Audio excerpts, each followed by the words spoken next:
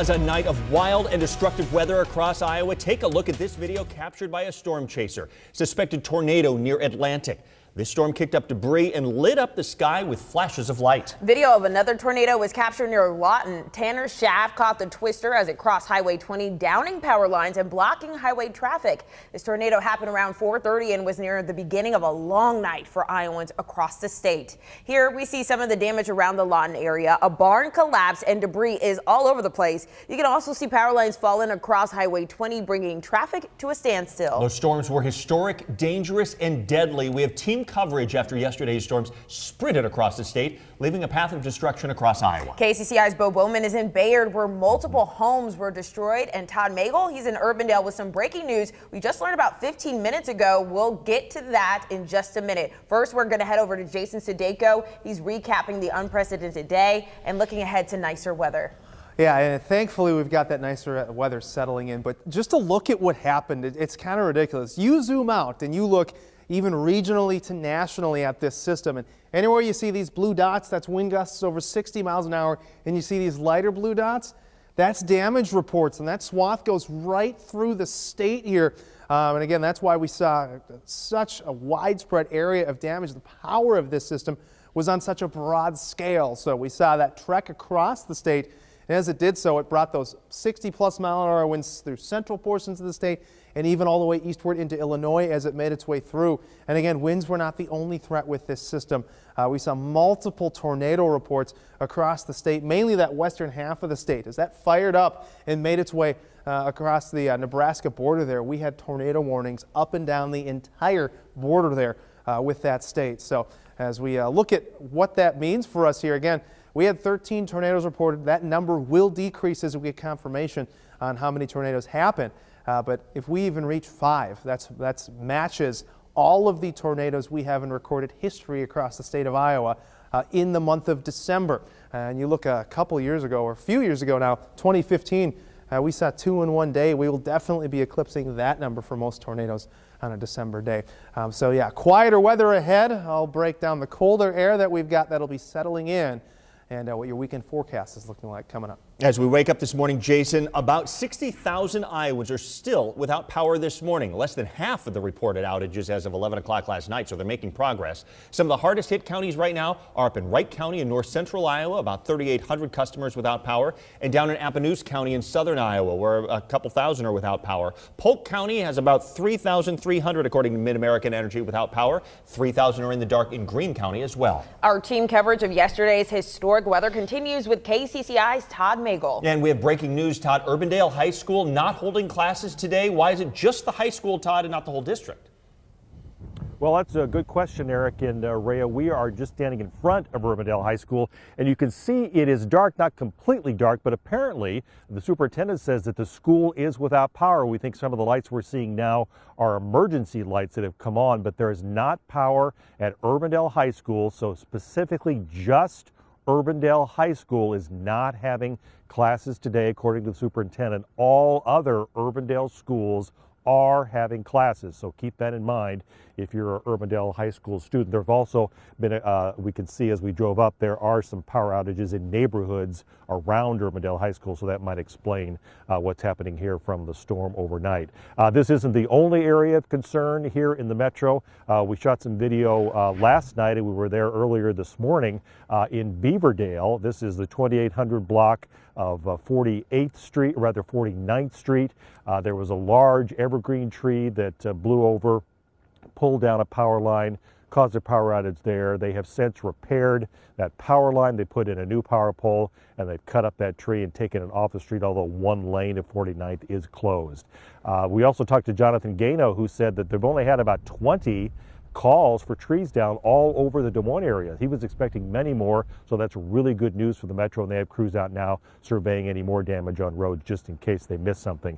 Another kind of unusual side effect of the wind and some damage was out in West Des Moines, and that is a monument sign at the Water Tower Shopping Center. That's where the Best Buy is and the Whole Foods store, and apparently the wind knocked down that maybe, I don't know, 6 or 7 foot tall monument that shows the signs for the stores in that area. Of course, we have no reports of any injuries in West Des Moines because of that, and there were no reports of any injuries in Des Moines for that matter. So as the public service, public works folks say, they are really pleased with what happened with so few reports. But the big story here where we are now, of course, is that Urbandale High School once again is closed, and they don't have power here. Some of the lighting you're seeing probably is emergency lighting. So Urbandale High School, no classes. All other Urbandale schools do have classes today. We're live in Urbandale. Todd Magel, KCCI 8 News, Iowa's news leader. All right, Todd, a lot of parts of the state are impacted by this storm. Our team coverage continues with KCCI's Bo Bowman. Yeah, Bo, you are in Bayard in Guthrie County. What are you seeing out there? It looks like a lot going on behind you. Yeah, Rhea, this is the hardest hit part of town here, just on the east side of town, across the street from the Sparky's One Stop. You can see the wind really did a number here on the garage of this house. It might be hard to see from this angle, but there's cars inside that garage. It just looks completely smushed. And off to the right here, you can see the homeowner's camper overturned. That's why we tell these high-profile vehicles to stay off the road in this type of situation. We did speak with the homeowner a little bit earlier last night. He describes the moment that his house was torn to shreds. In 5 seconds, I could feel the breeze coming through the basement. I told her, I think everything's gone, and it is. And Randy's story there should be all the evidence you need to know that when these storms run through, you need to take shelter. He says he was only in the basement a few minutes before that wind came through and just completely destroyed his house. 2 houses here took on a lot of damage, but just their next door neighbor down the road, no damage at all. And as far as those neighbors around here have heard, there isn't a lot of substantial damage in the rest of the Bayard area.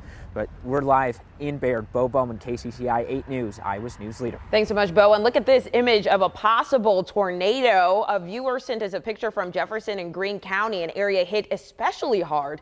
The National Weather Service will have crews on the ground today to confirm how many tornadoes touched down in Iowa yesterday. The Greene County Sheriff says there is widespread damage throughout the county, ranging from the southwest corner to the northeast corner. He says buildings are flattened on the south side of Jefferson. Right now, there are no known injuries, and authorities are telling people to stay home as there are power lines down everywhere. 6:08 now. At least one person was killed during yesterday's severe weather. Iowa State troopers say a semi-trailer was blown over in the wind around 8:30 last night in eastern Iowa. The crash happened in the southbound lanes of Highway 151, which connects Cedar Rapids to Dubuque. This happened just south of west of Walford.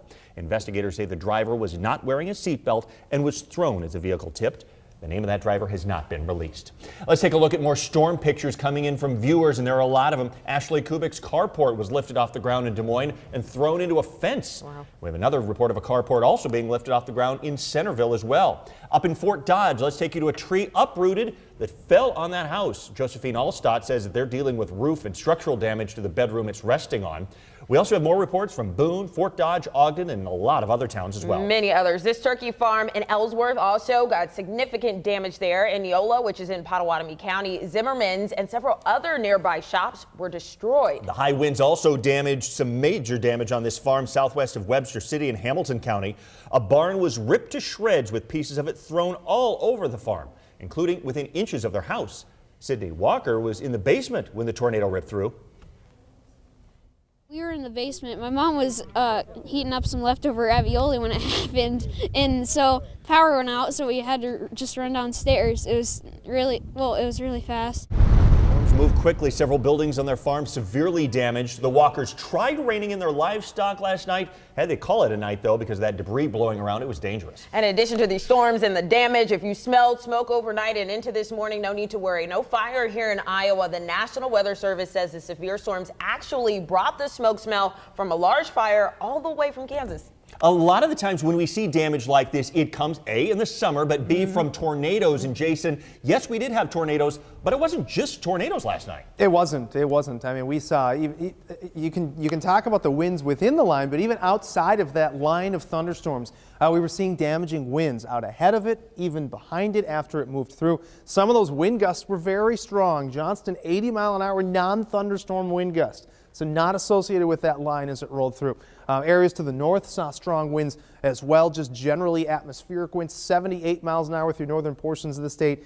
And again, off to the south there, near Lamona, I saw 77-mile-an-hour winds. Now, when we take a look at the winds that were associated with that line, we do have some stronger winds. You look out near Audubon, they had nearly 90-mile-an-hour winds along that line, 80 for Adair. And eastward, Dallas Center picked up 80-mile-an-hour winds as well. Those did back down a little bit after they crossed 35 and made their way into eastern Iowa, but still some reports of some gusty winds, 82 miles an hour for Kirkville, with even strong winds off to the north there. So looking at how the day broke down for us, again, we set an all-time high for our temperature for the month of December at 74, and of course a record high for yesterday. A non-thunderstorm wind gust of 73, and again, we had only seen 5 tornadoes previously in the whole month of December, and we will definitely eclipse that number with what we saw yesterday.